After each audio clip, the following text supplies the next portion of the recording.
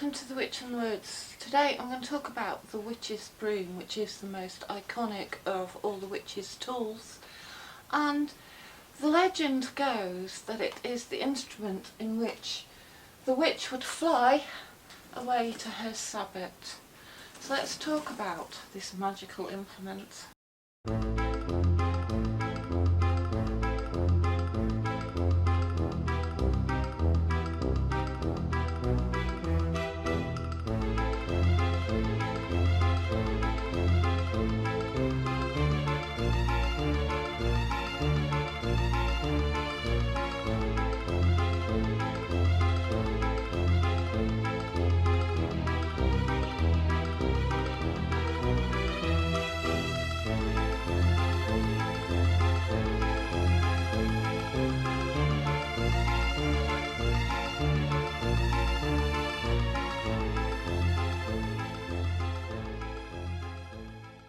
So witches have been rumoured to be able to fly on their brooms since the medieval era, probably around about the 14th or 15th century. But possibly before that, the earliest recorded history we have of someone being accused of flying on a broom was in fact a man, and he was called Guillaume Adelin, if I can say French right, Guillaume Adelin, and he was actually a priest. And he was accused by the church of flying on a broom, to which he confessed under torture. But the fact is that he had been going around publicly scoffing the church for their paranoia over witchcraft and their fears that the countryside was rampant with witches who were making pacts with the devil and flying away through the skies on broomsticks at night. So actually he was scoffing at this. He was taking the mickey out of the church. And unfortunately it backfired on him, and the church accused him of making pacts with the devil and flying around on broomsticks at night. So unfortunately he confessed to this under torture. He repented his actions, and although that may have saved his life, he was sadly imprisoned for the rest of his days. So this is the first example of where these rumours came from and the kind of attitude the church had to this practice. It may be noted that it was made fun of.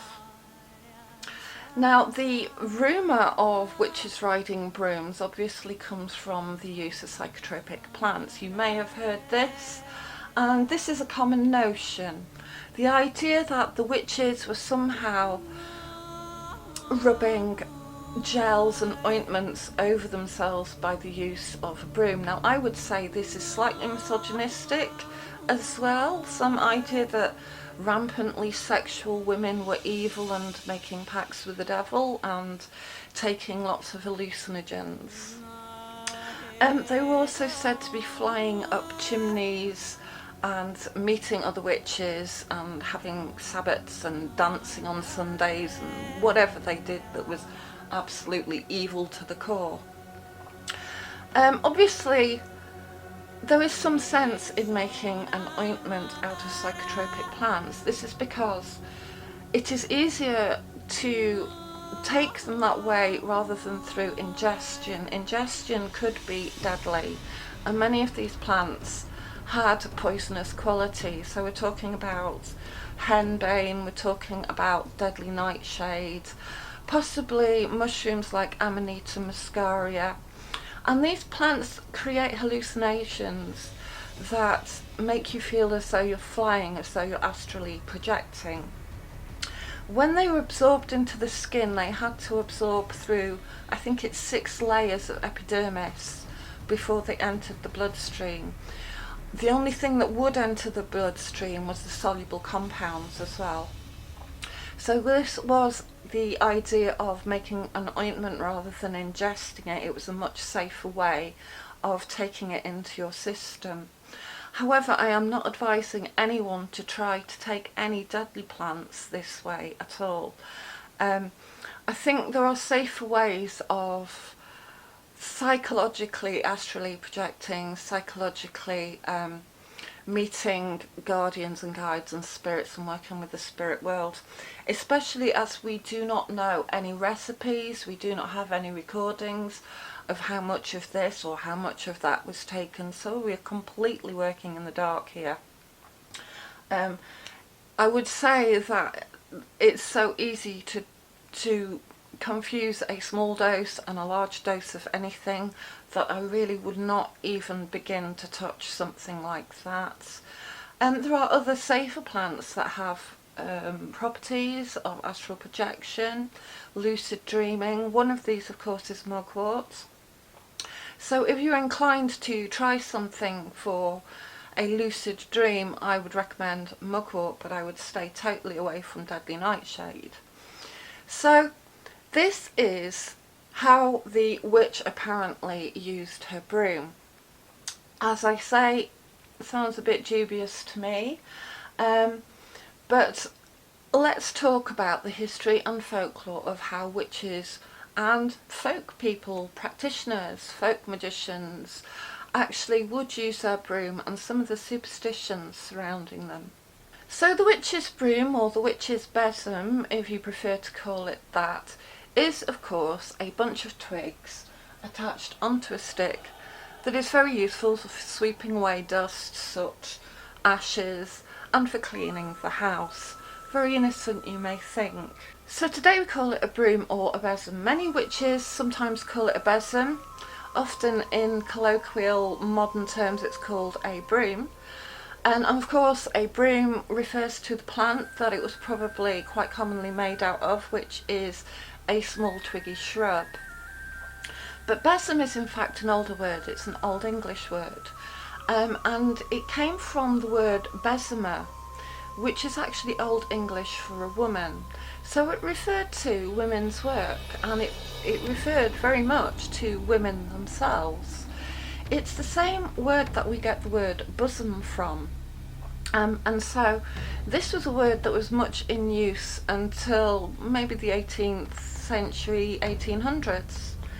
And then we tended to call it a broom, and it lost its shape like this. It's nowadays we have household brooms, which we can use magically if we like. There is nothing stopping us using a household broom as a magical implement. But it was made of broom, or sometimes it was made in Britain of hazel twigs or birch twigs. Birch, of course, being very cleansing, a very cleansing plant, as you can see in saunas. It's used to beat people in saunas to cleanse the body. And traditionally the handle is ash, although it can be any substance. It can be a variety of shapes, sizes and materials. In America, I think you have broom sage that you make brooms with, and you make very different kinds of brooms to our traditional old-fashioned European broom here. So it can be made from a variety of materials, and if you like you can make your own. Usually it has some kind of twiggy bristle at the bottom, this kind of bush end, and it has a staff end, and this symbolises the union of the male and the female. And for this it's very much a symbol of fertility. Now, it was said that traditionally witches would carve, when they made their besoms, they would carve the staff with a little penis, or at least a pointed end, because the best way to make a broom is to wrap the bristles as tightly as you can and then push the staff end into the besom bit here. And so if you want to make your own broom, you might want to bear in mind that it is the union of this phallic symbol and this bushy symbol down here. So I won't go too deeply into that, but that is a traditional method of making your own broom. You can of course adorn it with herbs and with flowers, with ribbons, little shiny bells if you want. You can adorn it with anything you like. And the more energy you put into it, the more it's going to be a magical tool for you. So in Romania, A broom was very traditionally made out of wormwood, and this was a magical broom. It was kept as a magical implement, and it was gifted around to other villagers on St Marina's Day, and this was July the 17th. And people would give each other these wormwood brooms, and then they would sweep their houses with it to sweep away the evil spirits, the spirits of the dead, the malignant spirits, the spirits of the forest, and the spirits of evil witches. So in this instance, it was to repel witches, it was to repel negative magical practitioners or negative evil spirits. It was a potent symbol of protection. It was also a very potent symbol of healing, and it was thought that you could sweep around a sick person with this wormwood broom and drive away illness. You could also protect newborn children with the broom by sweeping the negative spirits out of the door and then placing the broom by the cradle to protect the child. So it has a long history of being used to protect against evil and malignant spirits. And apparently a chant was said when you would protect your home, and it would warn the spirits to be gone, or else I would sweep you with a broom, which was probably quite a frightening prospect to any bit of dust or to any evil spirit. So brooms were often associated with magic to do with luck, wealth and health. And we have an instance of this in 1324. We have one recording of a wealthy widow called Alice Caitella, who was accused of sweeping the wealth away from her neighbour's doorstep and towards her own home. So it is also associated very often with sweeping wealth into your house, so it doesn't have to be just banishing things out of the door. It can actually sweep wealth into your home. This act of sweeping or bringing luck or driving away evil spirits was magical in a very symbolic way, a very powerful act of sympathetic magic. However, it is said that there are a few bits of folklore against unlucky ways to use a broom. One unlucky way is to sweep any dirt or any dust out of your house after dark, or even to sweep your home after dark, which is a very good reason not to clean in the evening. And the reason for this was that you would sweep your happiness away, or that you may actually bother some wandering soul, some wandering spirit who is abroad at night, and so you shouldn't sweep at all at night after dusk. Also, it's very bad luck to sweep on New Year's Day, for it's said that you will sweep all your luck for the coming year away and out of the door. So it's very unlucky to do any sweeping on New Year's Day either. Equally, if somebody sweeps over your feet, it is a warning that you are going to go to jail in the coming year. So if anybody sweeps over your feet, you should spit immediately on the broom so that you can avoid being imprisoned and arrested. If you sweep under somebody's feet, it's also very unlucky. If you sweep under the feet of an unmarried woman, it means that she will never be married. To counteract this, if you accidentally sweep under someone's feet, you must immediately say that you will dance at their wedding, and this will counteract the curse of never being married. Another superstition comes from Yorkshire, and this is the superstition that if an unmarried woman steps over a broom, she will have children out of wedlock. Now apparently in Yorkshire, young men used to make a bit of a trick out of this and leave brooms where women could trip over them, which is a little bit mean and a bad trick really, isn't it? It also reminds me of the story in the Mabinogion of Gwydion challenging Arianrhod to step over his wand. And as soon as she steps over his wand, she drops two babies, one of whom is Dylan and one of whom is Lulor Gifts, who she later curses. And so This is also an ancient tradition of unmarried women not stepping over anybody's wand, as it were. So symbolically that has a lot to do with giving birth out of wedlock. Now, brooms are also associated a lot with weddings and with hand fastings, and here the couple jump over the broom together. And this tradition comes from not only stepping over a doorway, a new section of life, leaving behind the old life and stepping into a new life, but to drive away evil spirits from the marriage, to protect the marriage and to keep it happy. So symbolically, this is where jumping the broom has come from. It is said that if you are an unmarried woman, then you can perform a spell where you jump over a broom 9 times and you will be married within the coming year. So of course you might want to take that risk of marriage or children out of wedlock, depending on how many times you seem to jump the broom here.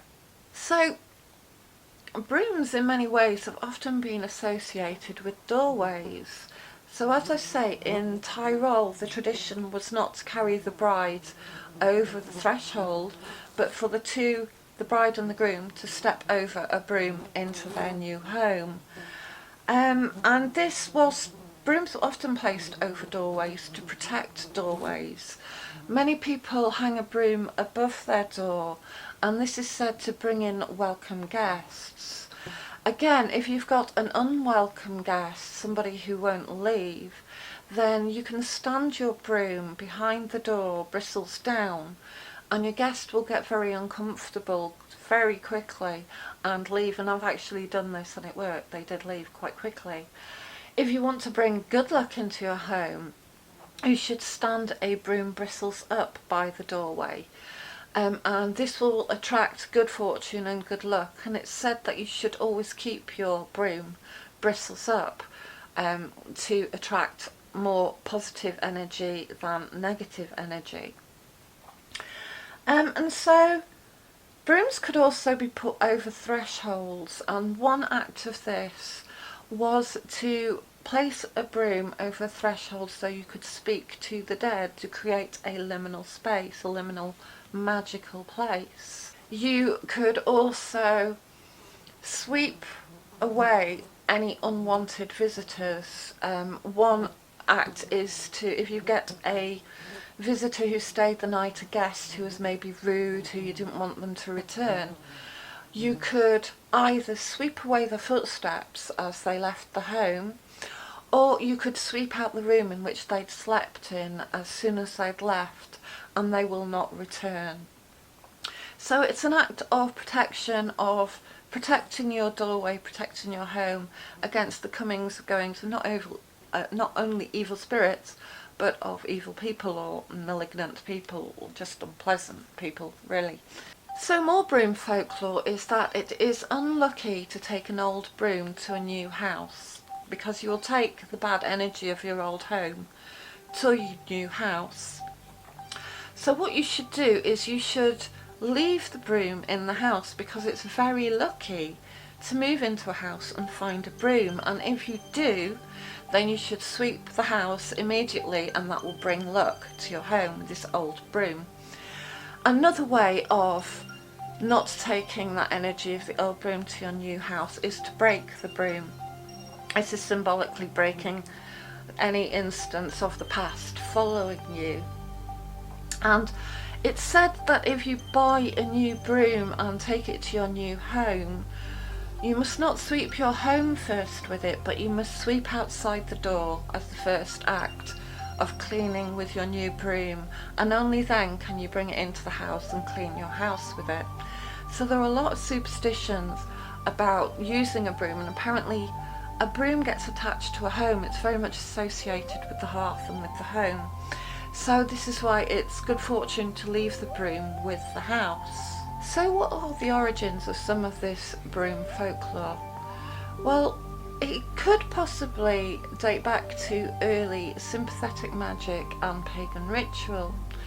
and it could have something to do with bringing fertility to the crops and to the land. Now, anthropologist Robin Skelton says that it's quite possible that it relates to early pagan dances that were performed perhaps at a full moon in the fields, where people would dance with pitchforks and with rods and with brooms and with staffs, to symbolically bring fertility to the earth. And this could have something to do with the rumours and the legends of witches flying on brooms from these old pagan dances. Now, there is some folklore relating to weather magic and to agricultural magic, and this is that brooms can bring you rain.